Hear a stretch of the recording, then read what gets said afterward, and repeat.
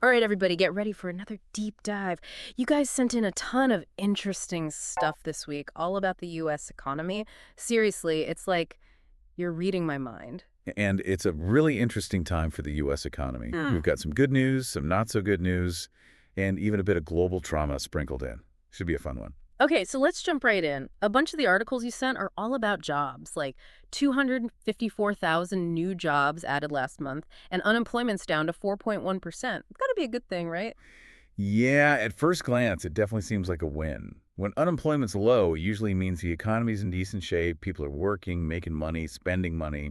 It all kind of snowballs. Oh, and I'm sure you're going to tell me there's a but. Well, economics is all about looking at the whole picture. Kurt. So one of the articles, I think it was from CNBC, pointed out that these great job numbers might actually make the Federal Reserve think twice about cutting those interest rates. Oh, right, because they're trying to get a handle on inflation. Exactly. A really strong job market could actually push prices up even more, which is the opposite of what they want. So it's good news for anyone looking for a job, but maybe not such great news if you're trying to, buy groceries and stuff. Yeah, it's a tough balancing act. And then you throw in things like that longshoreman strike, which just got put on hold until January. Yeah, one of the articles mentioned that. And you can see how complicated things can get. These kinds of disruptions can really mess with the whole system.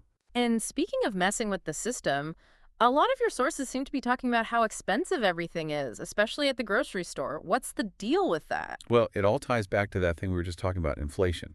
When more people have jobs and money to spend, they want to buy more stuff, right? Makes sense to me.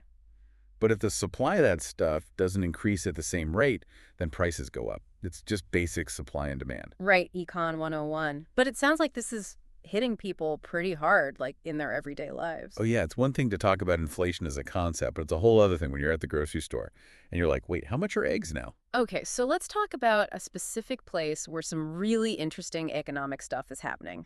California. Oh, California. Always ahead of the curve. For real. One of the articles I was reading said California's GDP just hit $4 trillion. Right.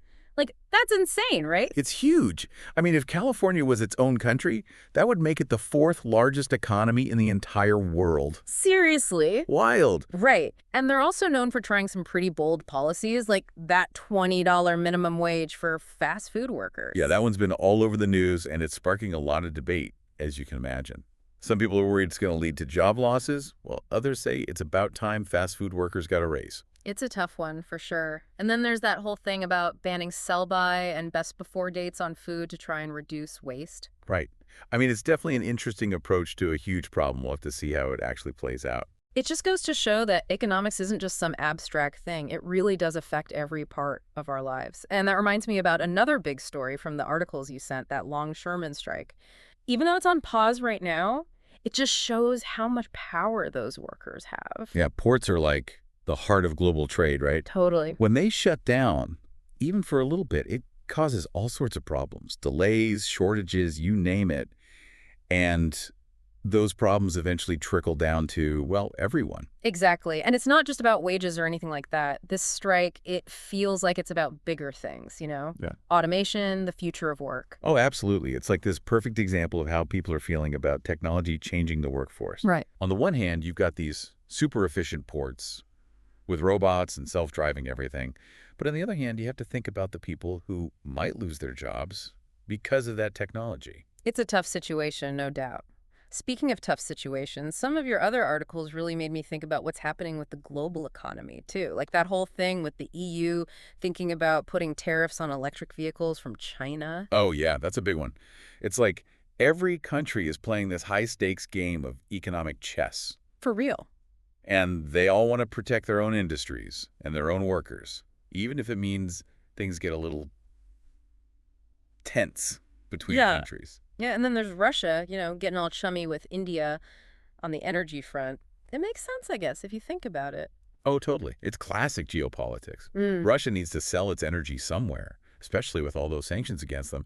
And India, well, they've got a ton of people, Sure. and they need more and more energy all the time. So, it's mutually beneficial, I guess you could say. It's a good reminder that economics and politics are, like, inseparable. But let's zoom back in on the U.S. for a sec. One of the articles that really caught my eye was about all those new companies that started during the pandemic. Oh, yeah. It's amazing how resilient people can be, you know? Totally. Like, even in the middle of all that chaos and uncertainty, people found ways to start businesses, create jobs, all that. It's a cool bright spot for sure, but we got to talk about inflation. It's kind of the elephant in the room, It right? really is. And honestly, based on the articles you sent, it seems like it's hitting people the hardest at the grocery store. Yeah, it's one thing to hear about inflation on the news, but it's another thing entirely when you're staring at your grocery bill. Like, how did this happen? Exactly. Mm. So, like, what can we even do about it? What are the experts saying? Yeah, that's the million-dollar question. Well, the Federal Reserve, they're trying to slow things down by raising interest rates, Mm. but it's a really delicate balancing act. For sure. If they raise rates too quickly, it could trigger a recession, which nobody wants. But if they don't do enough, inflation could just keep getting worse. It's kind of like they're walking a tightrope, right? Exactly. And that's why it's so important to understand what's going on with the economy, even if it seems complicated. Ah, Because ultimately, it affects everyone, knowledge is power, right. 100%. And speaking of knowledge, there was this one article you sent that I wanted to talk about before we move on. It was about that study on money and happiness. The one where they found that even millionaires aren't opposed to a bigger paycheck. Like, it makes you wonder if money really can't buy happiness, you know?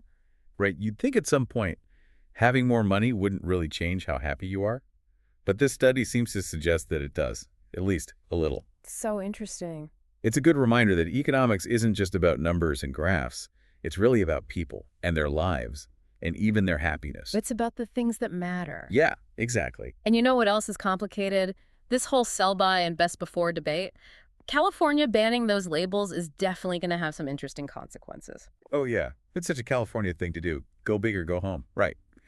But it'll be interesting to see what happens. On the one hand, those labels make a ton of people throw away food that's probably perfectly fine, which is bad for the environment and also like a waste of money. But on the other hand, some people, they rely on those labels to know if something's safe to eat.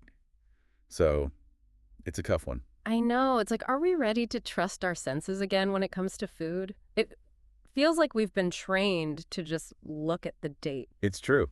It's going to be a fascinating experiment, that's for sure. Totally. Speaking of things that make you think, did you see that article about how much gas people are using in the U.S.? Yeah, what about it?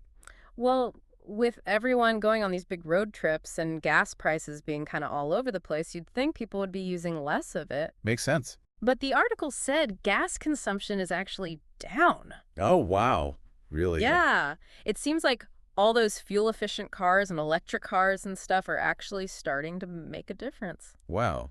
That's pretty amazing when you think about it. It really is. It kind of makes you wonder what other changes are happening that we don't even realize, you know? It's true. There's always something new happening. Yep. That's kind of the thing about economics. It never sits still. For sure. Well, I think we've covered a ton today. We talked about jobs and inflation and strikes and even a little bit about happiness. Oh, and California. We can't forget about California. It's been quite a ride. Hopefully everyone listening learned a thing or two. Right. And even if you didn't, hopefully it at least made you a little more curious about, the economy and all that. Absolutely. It's important to be curious. Because at the end of the day, economics affects all of us, whether we realize it or not. Totally. So keep asking questions and don't be afraid to challenge your assumptions. Who knows, you might even learn something new. You never know. And on that note, here's one last thing for everyone to think about. We talked about California getting rid of those sell-by and best-before dates on food right. What if the rest of the country did that too? How do you think it would change things? Would it be better for the planet? Better for shoppers? Better for businesses? Just something to chew on. Until next time.